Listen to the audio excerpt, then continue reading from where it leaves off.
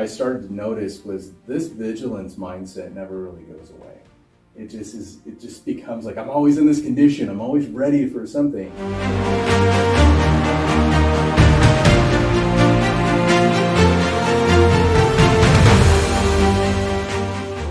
John Paul here, and we're doing Littleton Big Life Stories with Mr. Jake Clay, who is author, head of education for Brave Academy, U.S. Coast Guard veteran, former Department of Homeland Security personnel, contributor to educational politics on DHS, FBI Advisory Committee member of both state and national levels, father and husband.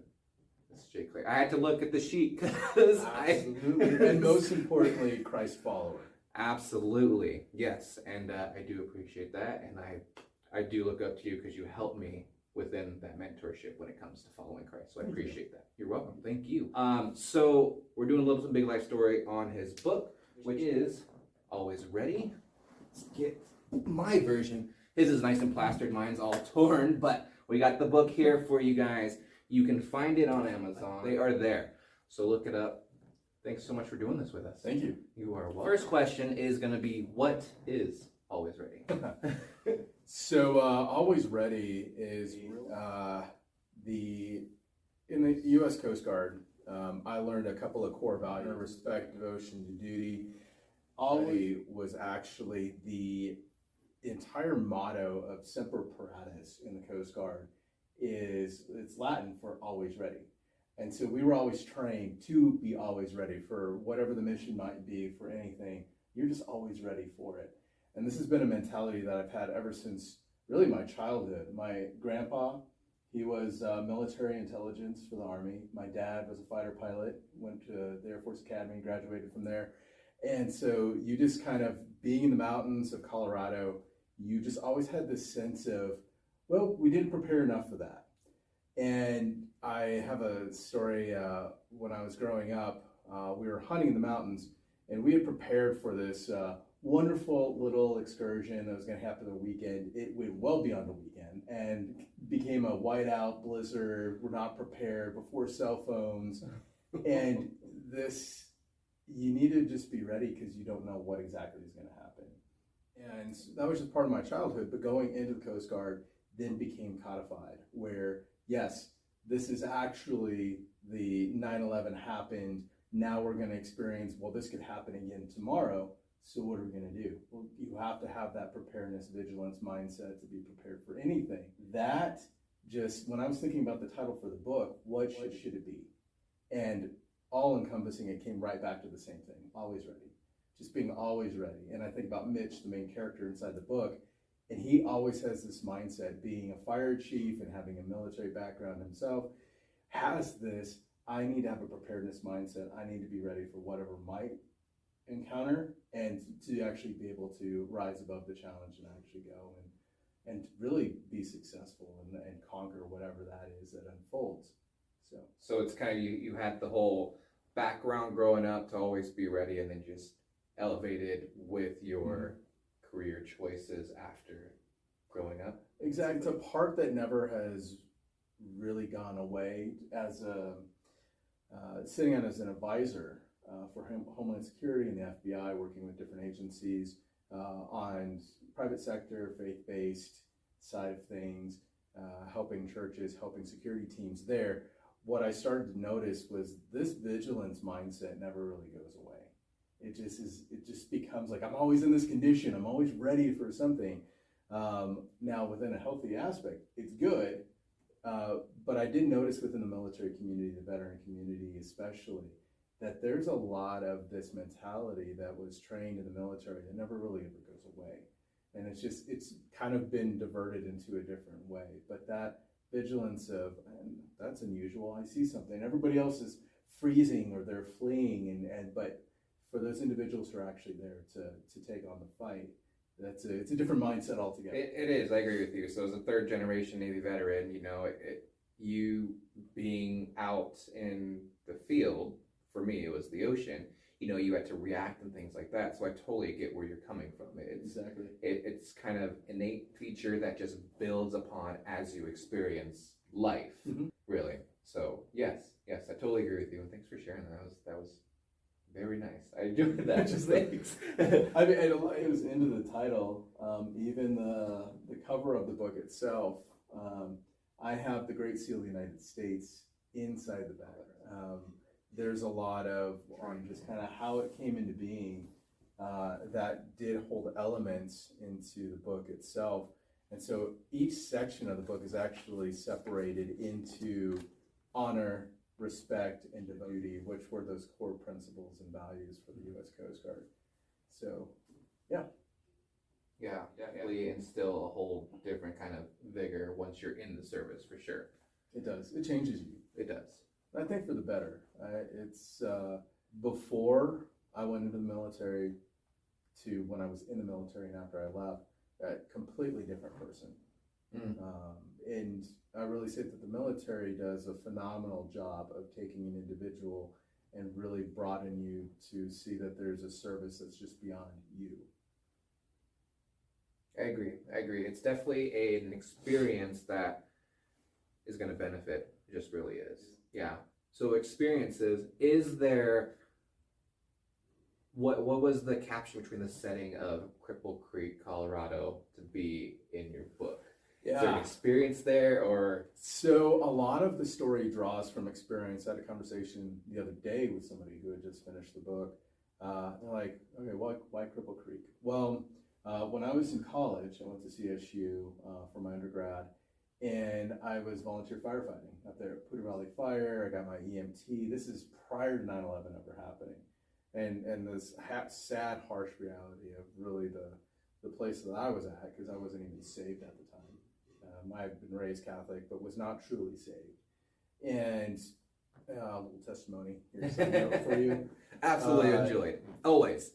But when I was there, I realized, like, okay, to me, firefighting was like all about like, oh, the ladies love firefighters. And I saw it in Men's Health magazine. I'm like, bam, I'm going to do this. But getting in there and getting around a lot of these other firefighters opened up these doors to volunteer. Well, one of the places I volunteered at was Cripple Creek. So I went and helped out at Cripple Creek's fire department for a number of summers, just kind of going in and helping on a few shifts, gaining hours for my practicum and understanding for EMS. And I heard the stories from the guys that were there. I learned a lot from the guys that were there. And, well, after 9/11 happened. Changed the trajectory for everything. But that time that I had in Cripple Creek just kind of stuck. And COVID hit, and this is where the idea for the book even kind of came from, that here I'm sitting in the middle of COVID, kind of stuck at home, and the idea for this, like, yeah, this would be a great movie. And I'm like, well, probably need to write it down in a book first before it ever becomes a movie. But the idea for the book just came from, all of this experience I've had in the military and preparedness and resiliency for the country stems from 9/11 and what happened. And I still remember what happened on that day when I was in college, and it was just like going to class and on the TVs, you're watching this unfold. Yep. And you're just, and inside of me, this piece just sat of like, oh, this is not right. It's time to serve. It's time for me to contribute. It's time for me to do something bigger than myself. And so immediately when I graduated, I went straight into the U.S. Coast Guard. And part of that God I didn't realize was unfolding for me was I came to know who he was prior and all during this time period, and really giving myself over to Christ, which also is a huge element to the book itself.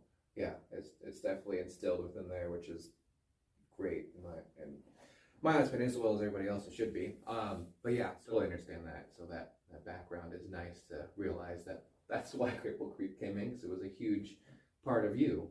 Yeah, and it just kind of sat there as we were all stuck indoors with COVID, enjoying life. The story just started to unfold in my mind. I'm just thinking, oh yeah, this would be a great opportunity. And I was in meetings and stuff, and I'm just seeing like there's so much of instability that's happening, and we see like terrorism and foreign actors. And so all of this stuff from 9/11 to my experiences and all of it kind of puts together this story, and really kind of the main character, Mitch. And my original idea for the book was, I sat around, I thought about this. I'm like, okay, I've read Brad Thor and Jack Carr, phenomenal writers. I love Tom Clancy, you know, some Vince Flynn, some of the other books that are out there. I really do miss Tom Clancy. He was an amazing writer.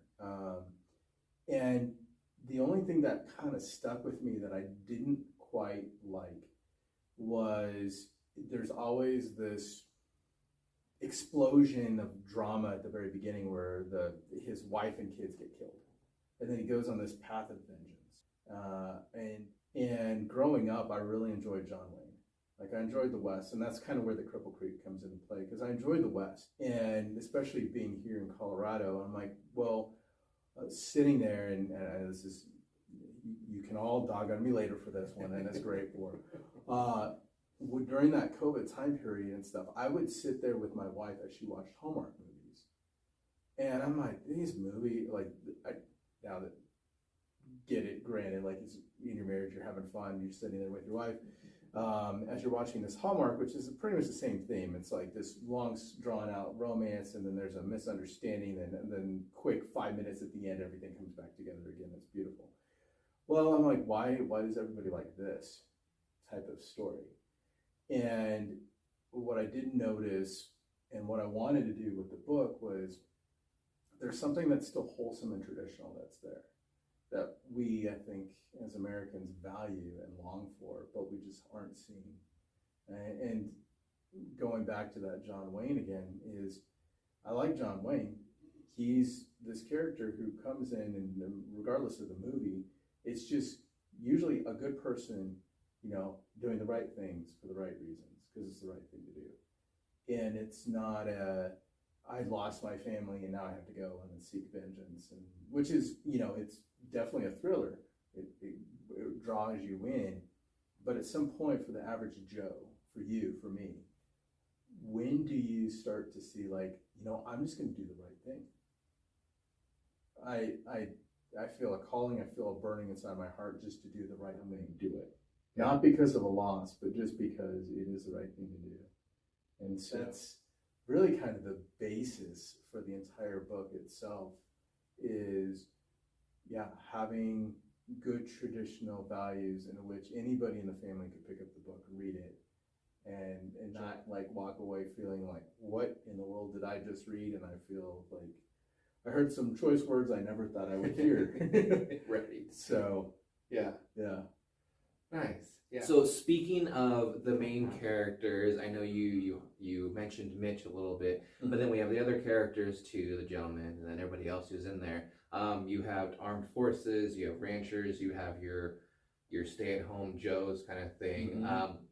Is there anyone in there that kind of gave you the character outline for one of them?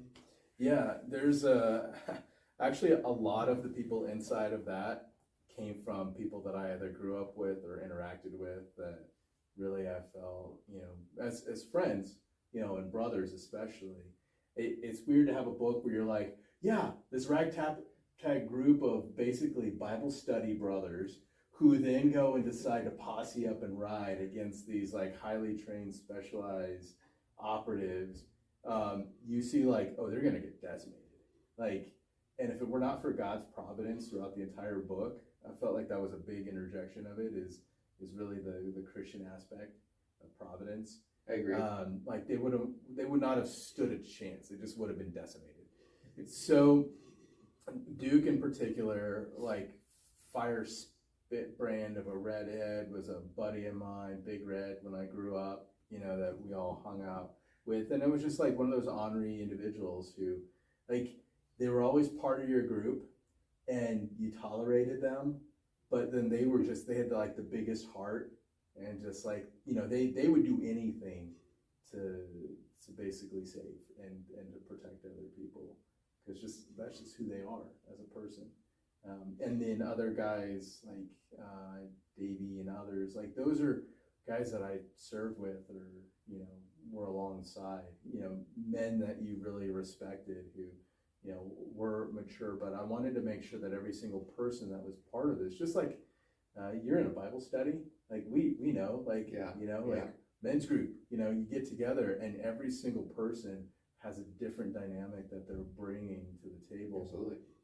And that was the same thing that came up in the book was, yes, it could be really easy to have Mitch's, hey, main character, go get it, but it's not realistic for somebody to be able to take on like a massive like covert team on his own, as much as we want to think about it. And Mitch is not the like stellar like CIA, Delta SEAL operator class. Like he is just you or I. Like he's a family man. He's somebody who is there within the community and really has to think about, do I want to go and potentially sacrifice my life for the betterment and the protection of the people that I truly care about and love? And it is kind of it's like a love story, but Mitch's wife is in the middle of this, where you see this dynamic of like, even though she's a side character, she's like still like kind of a main character who's really helping to keep him going especially when he's like, okay, if I leave here in the middle of this snowstorm to go and take this on, I might not be coming home. In fact, more than likely, I'm not coming home. And so what do you do? Right. Kind of changing the question here from homework. Let's go back onto the action with the book here. The story contrasts a high-tech threats with down-home American patriotic, God-given grit, and your message on the limits of modern technology, communities that are coming under pressure. You dive into that. So what's your message that you're trying to... It's like break out the campfire right there. That chapter where all of the guys are surrounded, like they're freezing, but they're like, okay, they build a little campfire and all just kind of, so Mitch just decides, and it's really me kind of going through Mitch's character and just speaking to like the philosophy of the day and where things are at and the conversations that I've had. I mean, there's stuff that I can't ever divulge, some of the stuff that I've come to knowledge of. But then there's other things that, are public access, anybody can really know. And we know that it's like, okay, how does this traditional American patriotic value now clash with the modern day society and the threats that actually exist on an international level? You've got artificial intelligence now that's coming to the forefront. Right. You have nefarious actors that are still there. And one thing that we do know at this point in time is that China and various other countries have been working on AI to the point where through quantum systems, we know that in the desert that they've built multiple locations of, I'm just gonna go, this is declassified information, so you can go look it up if you really want to, that they built huge dams. And so the question of why are they building these massive dams? Obviously China needs power, but what they're doing is they're building underground bunkers next to these dam systems. And what the intelligence community and others have kind of theorized, or what they're kind of putting together, now whether or not this is actually fully confirmed or not, to how this is all integrated, but that quantum systems, computer systems, are actually in these underground bunkers, and Z calls this system sharp eyes. Like in China, I don't know what that's called in Chinese, but in English, it's sharp eyes. And so the dams power and cool the quantum computer system that has most likely AI integration built into it that may be to a level of generalized artificial intelligence. Whereas like we go into ChatGPT or Grok or something else today, it's just a very dumbed down calculator, in a sense of what a generalized, in sense, kind of a fully autonomous understanding system is. Well, it's to cage it and keep it in. So it has no internet access, it has nothing. And so the big question has been, well, why was China and other countries hacking and data mining for years? Well, if they've had these systems for about 10 to 15 years already, and they've already been utilizing them, then they're feeding all of this data into this system Right. to then go, and we know for a fact that they use one of these for their social credit system in the country to track everybody that's living in the country. So if the same system is being utilized for military purposes, it's safeguarded, it's secured, then what is the probability that it's going to go and then output, well, how should you tactically strike, and what is your strategy in order to go and actually disrupt and dismantle a country? Well, and looking at it, who is the rhetoric from China towards? At that time and continuing on, it's been about the US. Right. So if there's this instability, and on top of that, you have a flawed infrastructure where our critical systems that we have for power were basically put together, but not hardened. And so if there was an EMP, and we know this from a nuclear test that we did, that the EMP pulse that comes off of a nuclear weapon disrupts and destroys all electronic devices. Like pretty much everything that's modern tech. Zap. Your cell phone, if it were just to stop working immediately and you can't turn it on, the friend next to you, they can't turn it on, it most likely was like an EMP. And so these are real situations. That part of Homeland Security, and when I was with the Coast Guard, was continuity government operations. And that was where you really dove into deep of like, with the Patriot Act, how do you protect America from another 9/11 happening? Right. And so I took what could be a very real situation where AI spits out the probability of do this thing, and then you'll get this outcome, right, into an actual situation where operators from a foreign country are on US soil to basically and take out NORAD, which now has its own AI first strike system that's tied to our ICBMs. And it's like, well, if we take that out, they're basically sitting ducks. Right. And so that is where I'm like, okay, how does this, NORAD is the centerpiece to this whole equation.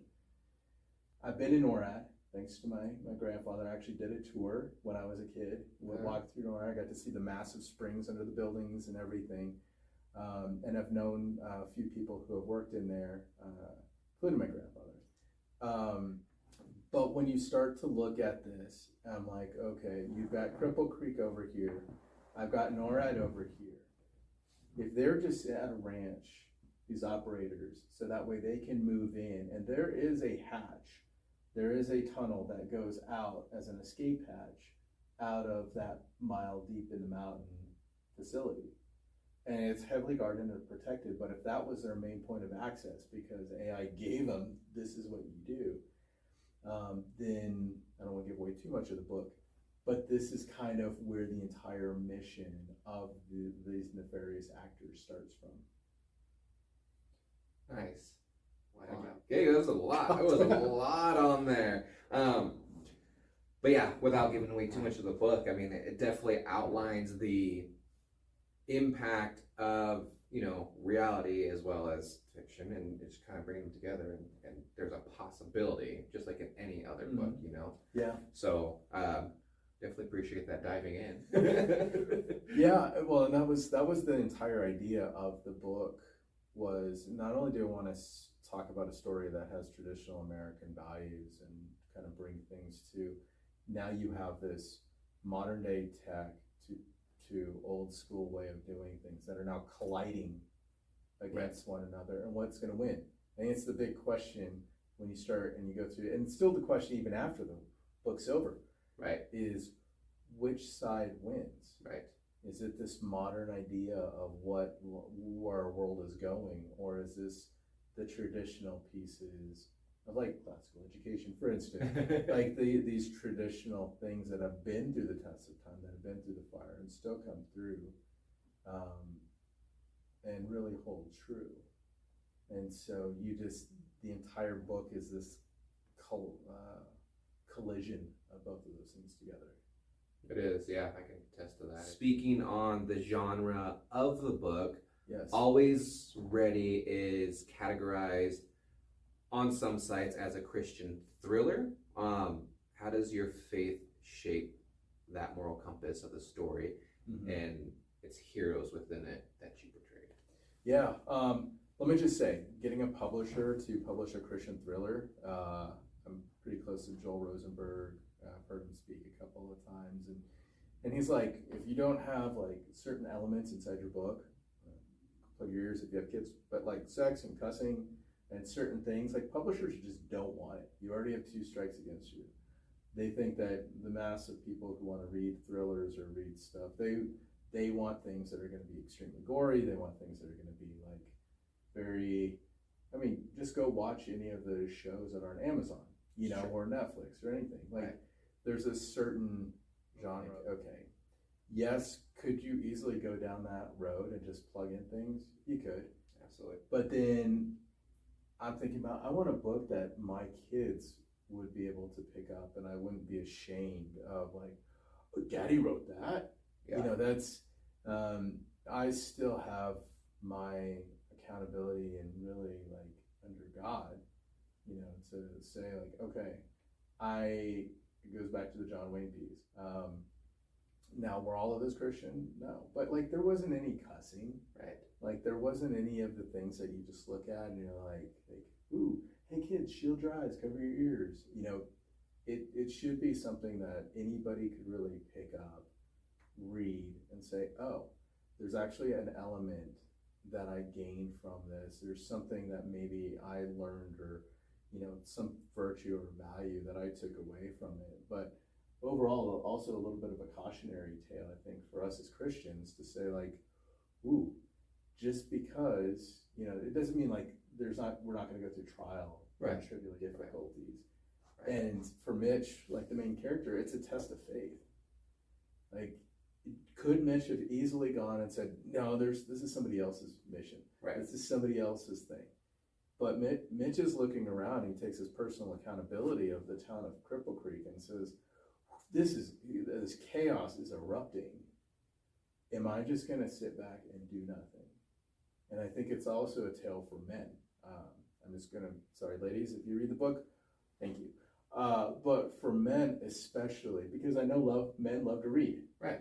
We totally love to read. We don't love to read. There's no men that really like to sit down, or if you're really truly providing and protecting for others and doing things that you have the time, it's hard to read a book. It's hard to read a book. It's hard to read. It's hard to write a book. It took 4 years to write this stinking thing. So I'm not planning to write a sequel anytime soon. But the book itself is also, I would say, really for men to pick up, to read and see in themselves. I am Mitch. Like, I have the capability to do the same thing. I don't have to have the accolades. I don't have to necessarily have the military experience. I don't have to do this. But when you're just faced with doing the right thing when it's absolutely needed, will you do it?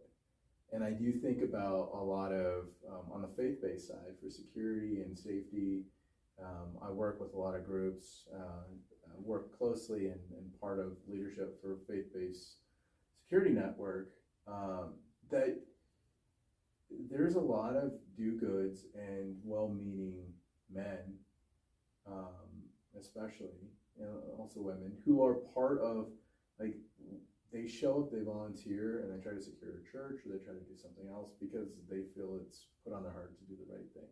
Right. And so this, I would say, was burdened on me a little bit, that once I felt like the story kind of unfolded the entire thing, I felt a burden to do something about it. And it had been eating at me for about 6 months before I finally started to like write page 1. Yeah. And I don't know. I mean, most books, like Christian thrillers, you know, for instance, or just a thriller book, period.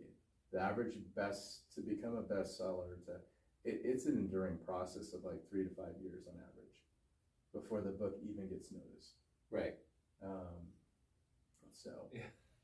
So based off the Christian thriller, I was going to ask if you have any plans on a sequel or a whole another change, but you made the nonchalant comments. I have been asked multiple times, is there going to be a sequel? Are you going to do a sequel to the book? I have no intention to write a sequel right now. Now, is the book opened up to the point where it could potentially have a sequel at the end? It could. Right. I did that a little intentional so that way you could branch it out. There could be more that involves in the story. But really, even if this was the only book ever written, at least it was able to tell a story of an entertaining story, kind of like a roller coaster ride. That's kind of what I wanted to be like, just like, whoo, little loop-de-loop here, and then eventually, like, you hit the end of it. Yeah. But you sit back, Tommy, you tell me, what were your thoughts on the roller coaster? The roller coaster was good. That's what was keeping me up. I'm like, okay, all right. And then the engagement, the real mentality part of it, just, you're like, all right, am I doing enough within my realm of society? So I love the fact that, like, so BRAVE, for instance, the church, the school, it stands for bold, resolute, authentic, virtuous, and engaged. And I think that there's an element of the book that needed to be brought out, especially was the authenticity. And what draws you into a character is the authenticity of who that character is. And Mitch does, Mitch, you can feel he's kind of an angry dude. Like, he takes himself very seriously, to the point where it kind of drives other people, annoyed. Right. Not to say that has personal elements, but it might. But I think we can relate to some of these characters. Duke, for instance, who literally is like nothing but a ball of anger, for many things. But then he will tell you the truth, whether you like it or not, and you appreciate that, like how honest and authentic that he is. One thing that I did want to do that I've read in a few other books, and really drew me into those writers and what they did, was there was an authentic element for each one of the bad guys. Because you look at these bad, there is an element of draw that you want to have, of like, okay, they have stories too. There's like this little weird romance thing that happens with Duke and one of the bad characters, and you're just like, and like you could see Duke's heart of like getting crushed, just throughout this. Without giving out any other details of the book, but when you see it, even at the very beginning, the turncoat, and how he basically, the decisions that other prior administrations, there's a little dig on some prior administrations in the U.S. government, but you see this element that's sitting there for why are they doing what they're doing? And you get a little bit of an attachment, not to all of the bad guys, but to some of them, but you get a bigger attachment to Mitch and his group and the town of Cripple Creek. Yes. Because you're seeing, like, it doesn't matter that these people are still human, because they are. They're not just like bad guy. Like, there's this huge story behind each one of them. But now you see all of this kind of in story in this bigger, like, human scale, maybe in a perspective of what God sees, of like, what if they just would have done this? And I think that's the questions that we're always posed with. Right. Of who are we? What are we gonna do? And could some of those bad guys just stopped and backed out of it? They could have. Now they didn't. They put the mission first, but then also Mitch and his guys put the mission first. Right. And so you have competing missions. Yes. One to destroy America, the other one to preserve America. Right. And it's literally the entire American future rests on this small little battlefield up in the middle of the Mountain Rocky. Dynamic change here. You mentioned Brave Academy, Brave Church, which is working on its way to national levels, as well as they've already gone to outside countries, which is phenomenal in my opinion. So the shift in dynamic is, as an educator, do you believe the next generation can trust tech with values like liberty and truth? And then the second part is that what roles can we as parents, as well as an educator, do to prevent or make it work? Well, I mean, I would say from the book, like AI obviously takes I think we're all, as a society, world over, we're trying to come to an understanding of what exactly AI is. Right. We just know for the fact that it's not going to go away. In education, we know that it's not going to go away. It's going to be here. I equate AI to be very similar, like what I put it in a book is almost a fortune teller. Right. Now that could be, in a sense, in a way, a good thing. I mean, if you look at it, but also it could be like an evil that comes up. That, is it going to get everything right? No. But as human beings, are we going to then just give ourselves over to this and say, okay, fortune teller, tell me what I need to know. Give me my next email. Give me my next this, and then just taking it as a package, what it gives you, and then just running with it. Right. But that's where, like, it goes haywire, that there's like, AI calculates it to like some like percentage, like the 1,000%, of what the success would be Right. by following this strategy.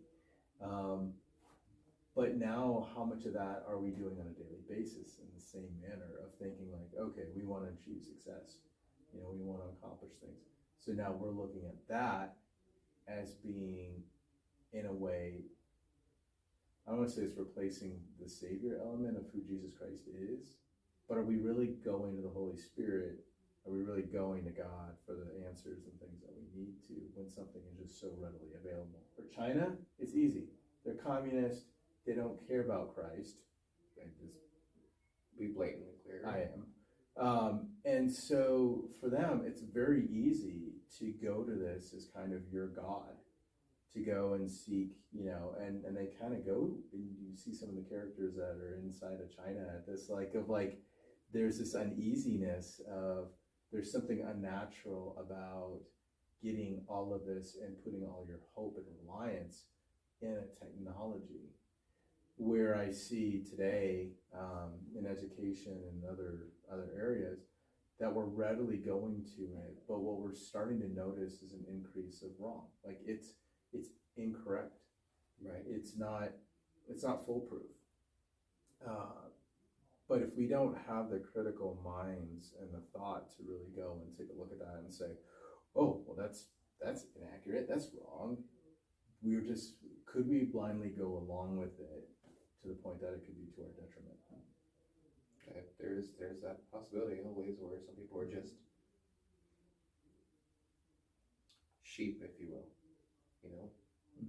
They're laid astray and they just keep going astray. Nobody's there to rein them back in, just like a shepherd would.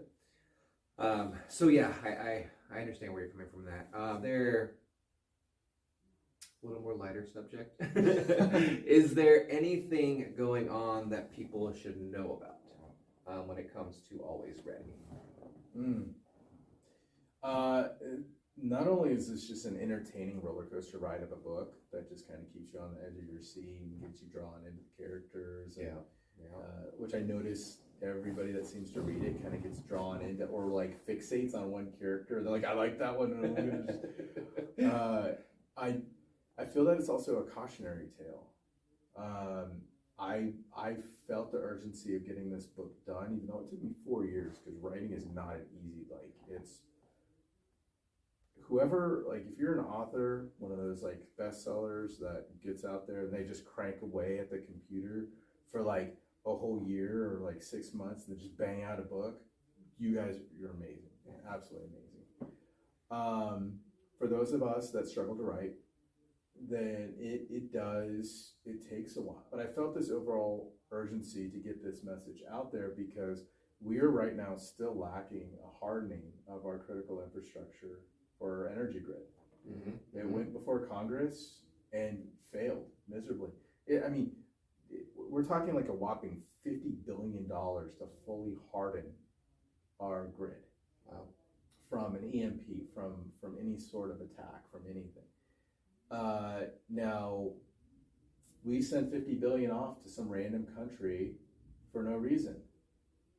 Why can't we just do this and just be done with it? Now, here is the harsh reality that we have to, I'm sorry, I've got to go down the deep hole at the end. It's your video. Is for one of those massive transformers that's like the size of a semi, to replace that, they come from China, which is interesting, right? Right. It takes 2 years to construct one of these things Mm-hmm. to get it to like the exact specs that it needs to be. So that means if it gets hit with an EMP, that's 2 years. And guess who we're going to have to go to in order to get it? Right. So there's a catch-22. Like unless we're constructing this on our own here on U.S. soil, but then we also need to have the energy in order to construct the thing. So there's this loop that just within that amount of time, imagine what could happen to American society without any power for 2 years. Yeah.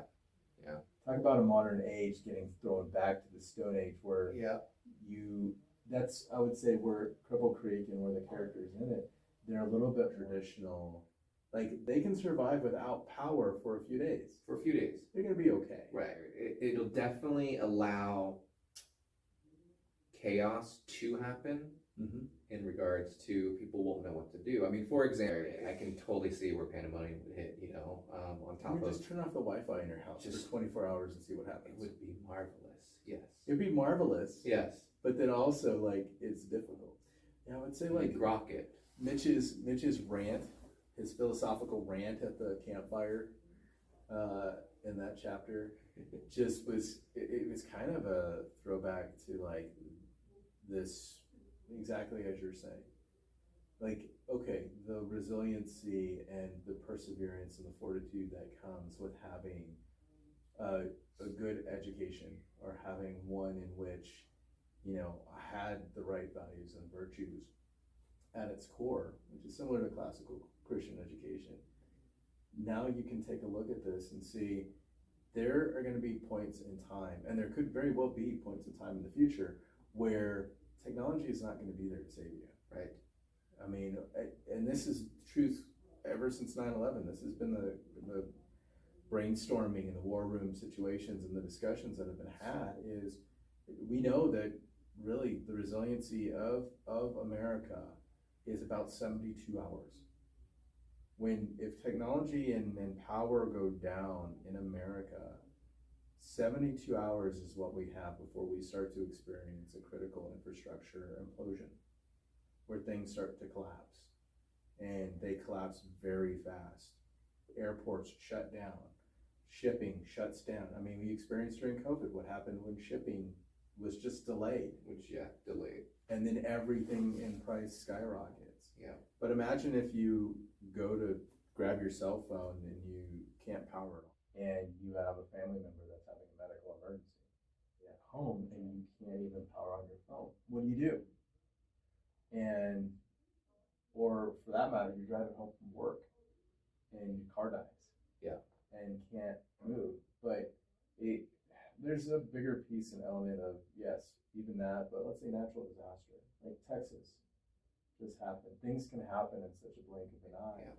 Yeah. But the reason why the critical thought was so critical, so important for us, is because in the middle of situations where life or death or decisions are necessary, you're actually able to make the right decisions and the right call when other people just sit there and don't make a call at all.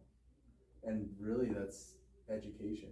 They're not making a call because they don't feel like they have the capability or the skills to actually make the call. Yeah. With always ready at the core, you say, when everything falls apart, will we be ready?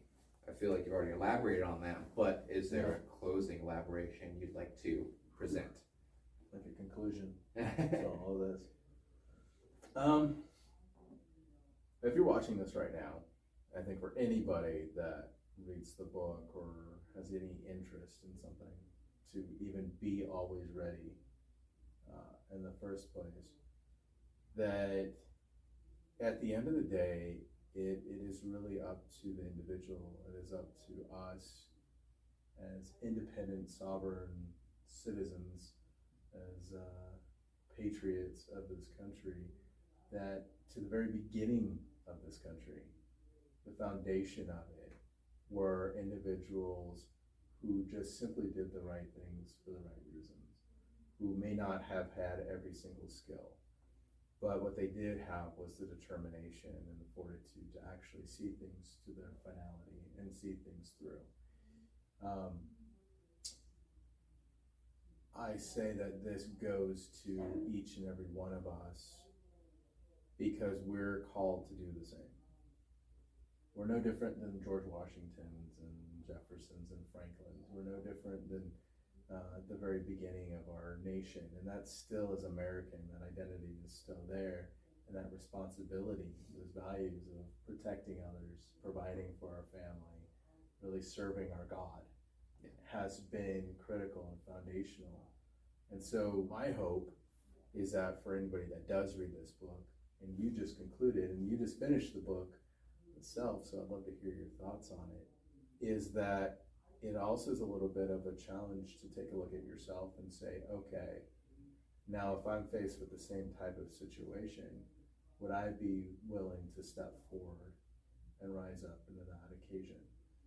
And whether it be the school mom at a board meeting, or somebody that steps into politics for the first time, or even somebody who are to step away and just say, no, I want to homeschool my kids, or I want to do something different, and I want to do something good. That I hope that you start to think a little bit more about, what am I truly capable of as an individual?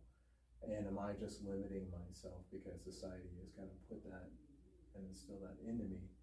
But I've always had this innate life, liberty, and pursuit of happiness that has never really, it's not elusive.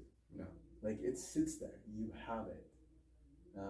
And that anything tyrannical or anything that is going against what you are trying and who you are, that you do have the ability to step up. You do have the strength to withstand anything that you do face. So to elaborate, it was based off of your question. Mm-hmm. You know, more information after finishing the book. I enjoyed the last part where you had those questions and you had I guess have is a better term, is the right term.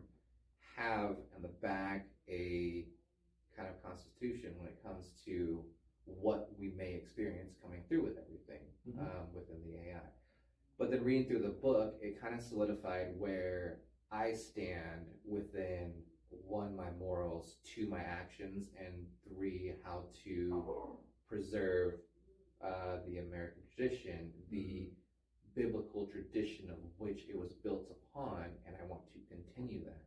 I mean, I'm still a baby, but I always knew that something was there, and I finally found out who it was, the Holy Trinity.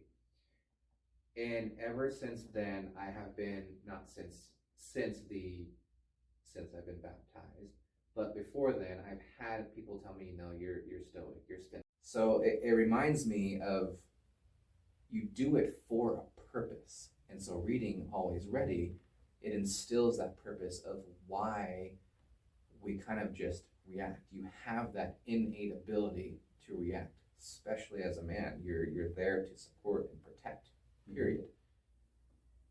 And so that's kind of where I was reading the book, those thoughts of doing things like that. And I'm like, yeah, I kind of just reacted. I'm still here, so obviously I handled it well, but there's definitely stories like that, and growing up. And so I think your book gives that encouragement to, again, I say men, but I'm using it loosely, women, as well as you read it.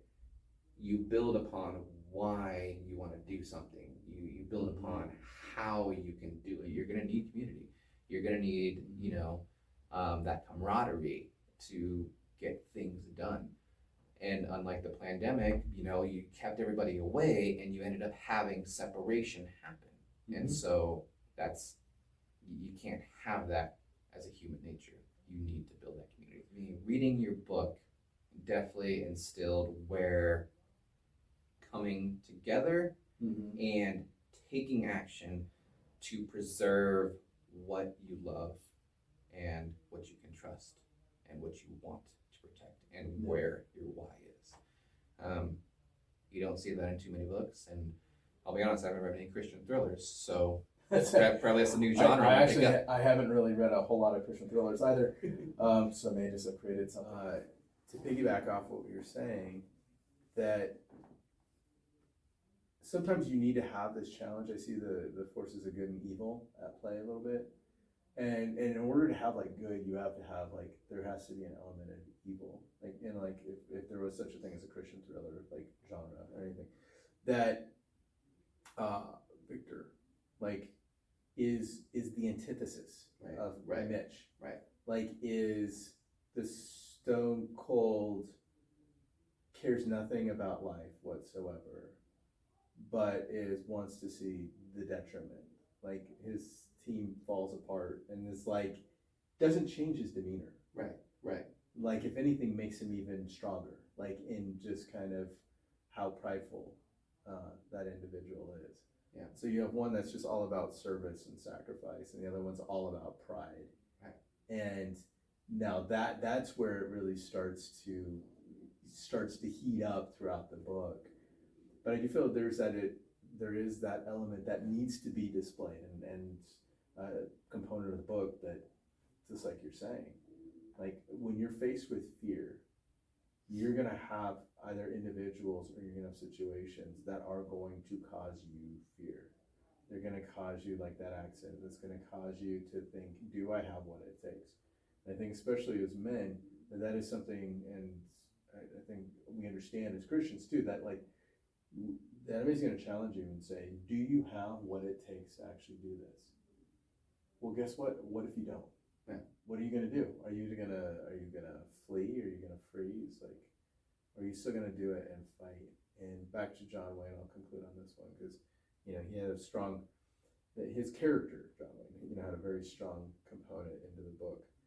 Is courage is being scared to death, but saddling up anyways. Yeah. And in order to do that, you really need to be always ready. You just need to have that little piece of, okay, I might not like what I'm going to face. I might not like where this is going to go. But if I'm always ready, because I know who my God is and I know who he's called me to be, I'm going to go and take it on. And it is sometimes it is a tragic story, because even the best of heroes, not everybody comes home. And so even our top character, Mitch, does not go unscathed. Yeah. Like there was an element of just, realism. Sometimes it's not always going to be easy, but you have a God who's going to help you to make it through. Yeah. It's not always butterflies and rainbows. Yep. Yeah. Thank you so much for allowing us to do this Little to Big Life story for your book, Always Ready. Oh, of plus course. all the aspects that you portrayed within it and within reality itself. I definitely appreciate it. Thank you so much. And I will share the link so that way anybody can get the book for you, or themselves, I guess is where it's at, and read it and just build your own perception of how you can always be ready. Absolutely. Thank you so much for your time. Yeah. Yeah, you're welcome.